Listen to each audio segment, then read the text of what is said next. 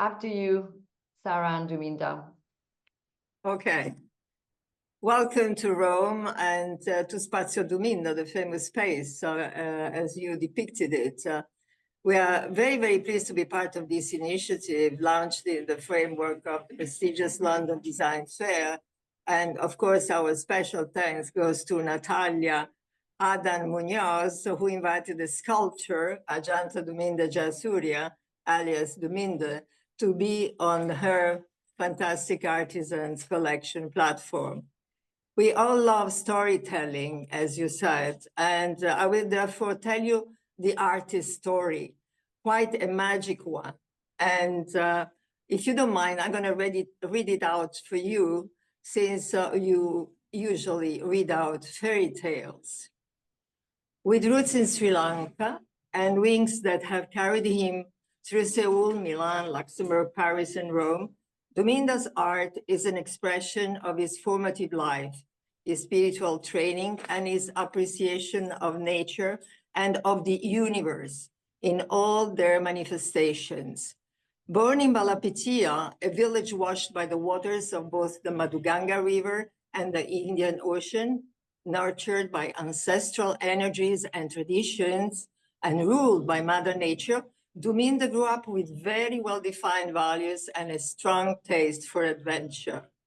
Swinging back and forth between the figurative and the freestyle, with devotion and clear intention, Duminda's work evokes the delicate balance between dream and reality, magic and nature, east and west. With a decoupage collage technique of his own, he began assembling aesthetically matching newspaper clippings with an exotic twist, the Sinhala alphabet letters and their intriguing symbolism. That was Paper Mood's collection, with its colors, iconic and not papier-mâché.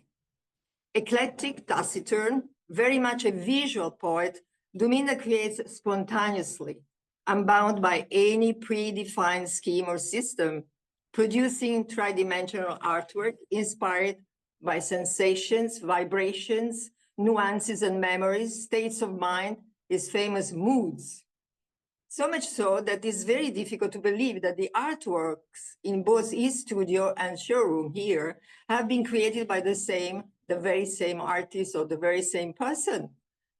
By only listening to the beat of his inner mystic music and to his deeply rooted beliefs, Duminda trained himself at first to model minimalistic shapes. Blending plaster, gold, and fantasy, he created what would become his logo and the logo of the brand, as you say, brand, I repeat, brand, and that's right. A boat which is also a peace sign dedicated to people at sea. Totems became one of his recurring formats and an alternative to full body sculptures. He trained at the Trier Summer Academy and at Beaux-Arts in Paris before starting learning all the different techniques and much more with Professor Philippe Senet, a great lover of the Renaissance who also became his mentor. Duminda enjoys working with resins, terracotta newspapers, as we said, self-hardening natural eco-clay, plaster, and Scotch tape, with a constant quest for new materials, and now also experimenting with fabrics. Using a technique that goes back some 1,600 years, the frescoes of Sigiriya, one of the most admired UNESCO sites of his beloved Sri Lanka, Duminda has also experimented with patinas based on black tea, berries, and leaves. After having acquired the necessary technical skill, he then started developing his own sculpting style, unpolished, unfinished surfaces, which he felt might best represent the human soul, and a palpable saudade in most of his character's posture and glance. He invented his own patina, layered, colorful, thick, impressive, rough surfaces, a tridimensional painting in his sculptures, revealed by macro photos, the famous one you probably saw. After practicing the academic art of portraits in full bodies, he reverted to his favorite format of plaster totems and rich patina, turning the white washed out gesso into a sophisticated, mysterious material, mocking antique bronze with a very unusual wrinkled effect, an illusion that art goers and experts fall for. Is this bronze? Of course not. Sheer alchemy. As in a tangram in which thoughts, pigments, and fragments of his past and present lives are destructured and reassembled, Duminda depicts an imaginary world intertwined with reality.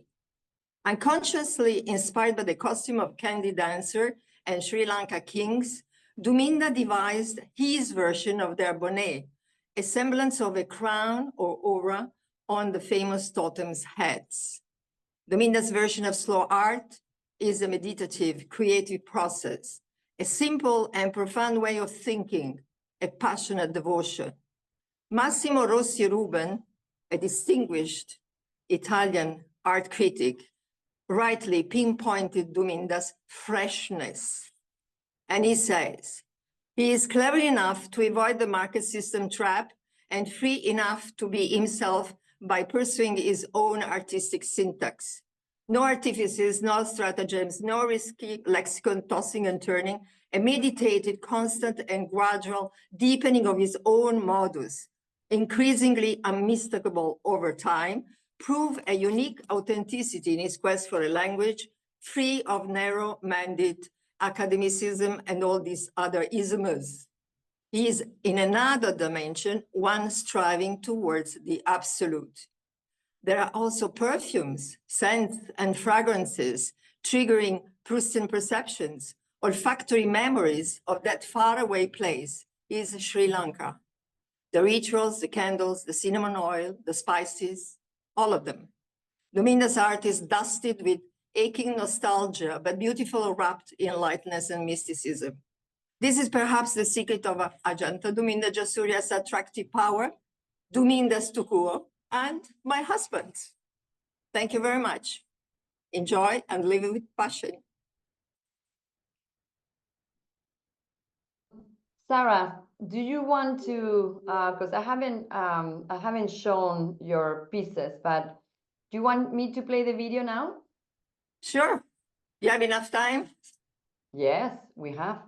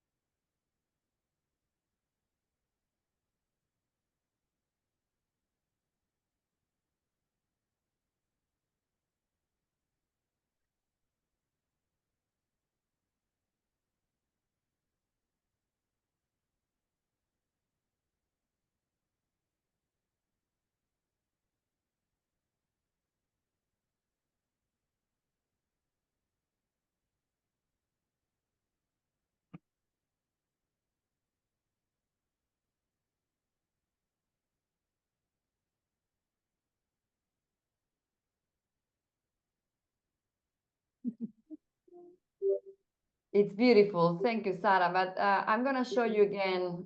Maybe you want to speak through the collection. Yes, So I'm gonna... patina. The patina is very important, and these blow-ups and this layered patinas are very, and now you're going to see better with the macro photos. This is a detail was in the mouth of a totem of a man. And these are all the different patinas, some examples. If you blow it up, you just dive into it. It's like another art piece. It's really fantastic. And not many people, I think, do these kind of things on sculptures, because usually you have a flat surface and some color maybe, but not really worked like this. And this is a froissé. Is really different. I don't know how he does, and he doesn't want to tell me neither. Huh? That's what I was saying at the beginning of my presentation. For those who were not here before, this is unique. This is unique art, and these are unique techniques. And He's the artist. I'm the artist. I'm just a storyteller. Duminda, I think we're gonna clap you because this is really beautiful. Yeah, absolutely. It's really beautiful. 100%. Thank you. Thank you very much. I'm the storyteller. I'm nobody. I'm just a wife, but I like to tell stories. Nice to meet you. This is beautiful because out of this technique and these layers and these materials, and we know you're not going to tell us your secret, right? You're not going to tell us your secret, but because if you could tell us your secret, no, I don't think we would be able to replicate. But you actually are capable of doing and crafting unique statues and sculptures. And then the paper moods are really very... The paper moods are the ones I was described before. And this is a découpage assemblage. It's not papier mâché. And it's very colorful because the Sinhala newspaper is with all the different colors, and it's very lively. And plus the sign, I mean, the alphabet is magic, because it's very delicate, and it's really nice. And people don't understand, so they are attracted. And it's very, well, you just want to read behind the letters. Beautiful. And it's assembled in such a way that it makes, the right shape and the right pieces. And they've been already in some exhibition, right, Sarah? Excuse me?